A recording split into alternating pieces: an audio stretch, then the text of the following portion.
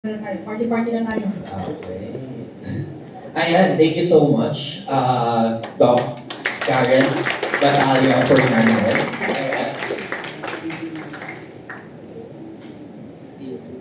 Ayan, so actually, grabe no, ang dami kong natutunan dun sa kay Doc Batalia. Totoo kay Doc Karen Batalia. Sobrang dami kong natutunan kasi shallow pa lang talaga yung knowledge ko about doon sa topic natin. And akala ko nung una, pag sinabing observer ka lang, mag-observe ka lang. So, base sa natutunan ko kay Doc Fernandez, hindi ka lang pala mag-observe. Marami kang kailangan i-consider. A lot of things. Powerful na yung mga observer natin ngayon when it comes to bidding, when it comes to procurement. Kaya, na-enjoy ko talaga and na-appreciate ko talaga yung knowledge na binigay ni Doc. Kasi, mas mapagtitibay pa nito or mai-ensure nito yung integrity ng bidding, ng procurement, na talagang yung service talagang directly na naibibigay sa tao. Ayun.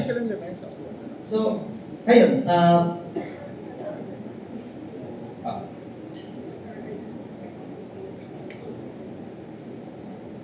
So, sure naman ako na marami silang natutunan dun sa diniscuss ni Dr. Fernandez. And Pero, mayroon pang isa, lecture to, pero brief lang daw to. So dito, year-end recap lang of Crimes and Corruption Watch. And meron din daw siyang i-share na short story book, how we can leverage technology when it comes to documenting and reporting na napakahalaga when it comes to procurement process. So, wag na nating patagalin